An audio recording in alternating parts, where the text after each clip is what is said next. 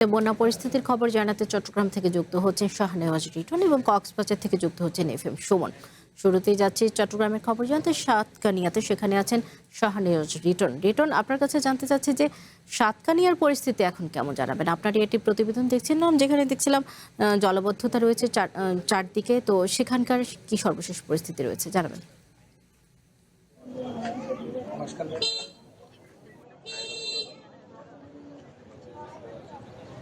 সদা পরিস্থিতির খুব বেশি উন্নতি হয়েছে সেটি বলা যাবে না, যদিও বৃষ্টি আজকে সকাল থেকে মোটামুটি নাই বললেই চলে। তবে পরিস্থিতির খুব বেশি উন্নতি হয়নি, অর্থাৎ যে পরিমাণে পানি সরে যাওয়ার কথা, যে পানিবন্দী মানুষ যেখান থেকে একটু স্বস্তি পাওয়ার কথা, সেটি কিন্তু হয়নি। পানি আসলে খুব একটা সরছে না। আমরা পিছনে যে জায়গাটা দেখছেন, এখানে একসময় ধানি জমি ছিল, কিছু বিভিন্ন ফসলি জমি ছিল, কিন্তু এখন মিলেমিশে একাকার হয়ে এটা অনেকটা হাউল এলাকায় পরিণত হয়েছে।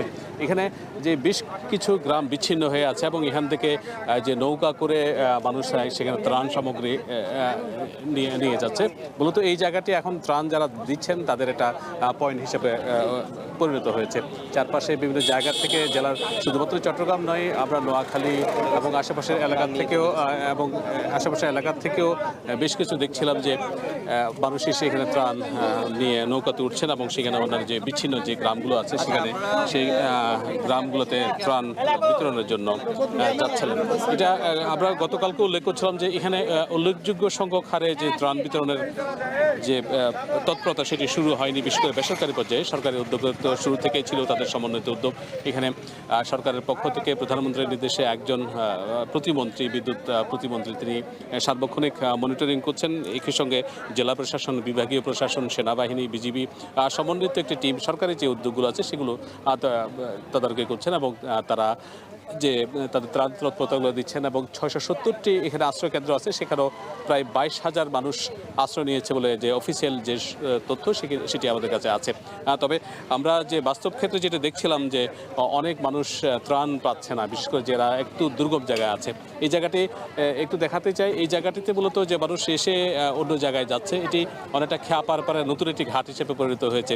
এটি সাধারণত কোনো নৌকা পারাপারের ঘাট নয়, কিন্তু যেহেতু যে ধানি জমি, ফসলি জমি, বিস্তীর্ণ এলাকা যে প্লাবিত হয়ে আছে এবং ওই পাশের মানুষগুলো পানিবন্দী হয়ে আছে, তারা চলাচল করার জন্যই তারা সেখানে চলাচল করার জন্য এই জায়গাগুলো এই জায়গাটি মোটামুটি খেয়া পারাপারের অংশ হিসাবে পরিণত হয়েছে। এখানে যেমন বেশ কিছু প্রতিষ্ঠান, স্বেচ্ছাসেবী সংগঠন সরকারি বেসরকারি উদ্যোগে ত্রাণ তৎপরতা দিচ্ছেন। তারা শুকনো খাবার, রান্না করা খাবার সেগুলো বন্টন করছেন। অনেক ক্ষেত্রে দেখা যাচ্ছিল যে নৌকা যে দাম, সেগুলো কিন্তু অনেক বেশি দাম নিচ্ছেন, এরকম অভিযোগ আছে। অনেকের হয়তো যে বলা হয়ে থাকে যে প্রবাদে, অনেকের পৌষ মাস, অনেকের সর্বনাশ। এখানে অনেকের সর্বনাশ হলেও কিন্তু অনেকের পৌষ মাস, অর্থাৎ অনেক উচ্চ মূল্যে তারা ভাড়া নিচ্ছেন, এরকমটি অভিযোগ করা হচ্ছে যে এখানে ত্রাণ সামগ্রী দেওয়ার ক্ষেত্রে তাদের অনেক সমস্যা হচ্ছে। দলে দলে মানুষ কিন্তু আসছেন। আমরা গতকালকে যে স্রোত দেখেছি ত্রাণ দেওয়ার ক্ষেত্রে, স্রোত সেটি আজকে অনেক বেশি। এবং এখানে ইতিমধ্যেই আমরা আমাদের চোখের সামনে 8-10টি নৌকো এরকম ভর্তি হয়ে যে বিচ্ছিন্ন যে গ্রামগুলো আছে, আমরা দূরে হয়তো এখান থেকে দেখানো সম্ভব না, অনেক গ্রাম, মসজিদ, মাদ্রাসা, স্কুল সব ডুবে আছে।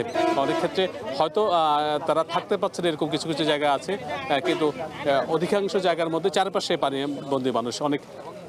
অনেকের মধ্যে যে জিনিসটা আছে যে তারা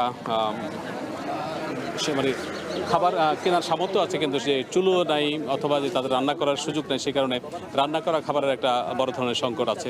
এছাড়া আরও কিছু সংকটের কথা যেটা বলি, যে আমি এই তথ্য দিয়ে শেষ করতে চাই, এখানে প্রাকৃতিক দুর্যোগের মধ্যে সাপে কাটার একটা বিষয় থাকে। আমাদের সরকারি তথ্য মতে এখানে প্রায় 800-এর মতো মানুষ সাপে কাটার আহত আছে, অন্যান্য আহতের পাশাপাশি। সেটি নিয়ে যদিও স্বাস্থ্য বিভাগের পক্ষ থেকে বলা হচ্ছে যে অ্যান্টি স্নেক ভেনম তাদের কাছে যথেষ্ট প্রস্তুত আছে এবং এখন পর্যন্ত সাপে কাটায় মৃত্যুর সংখ্যা আসলে নাই, আহত আছে। সেটি বড় ধরনের একটি উদ্বেগের কারণ হয়ে থাকে। আশেপাশের বিশেষ করে শিশুদের জন্য এটি একটি বড় উদ্বেগের কারণ হয়ে থাকে। সদা মোটামুটি চট্টগ্রামের পরিস্থিতি এই ছিল আমার কাছে। নিশ্চয়ই আমরা পরবর্তীতে আবারও যুক্ত হব। রিটন, আপনাকে ধন্যবাদ। এবারে কক্সবাজারের পরিস্থিতি জানতে যাচ্ছি সুমনের কাছে, সেখানে আছেন FM সুমন। সুমন, আপনার কাছে জানতে চাবো যে আপনি তো পেকুয়ায় আছেন, পেকুয়ায় তো অনেক মানুষ পানিবন্দী রয়েছেন, সেখানকার সর্বশেষ পরিস্থিতি কি, কোনো সহায়তা পাচ্ছেন কিনা তারা, জানাবেন। সদা ইসলাম, আপনাকে ধন্যবাদ।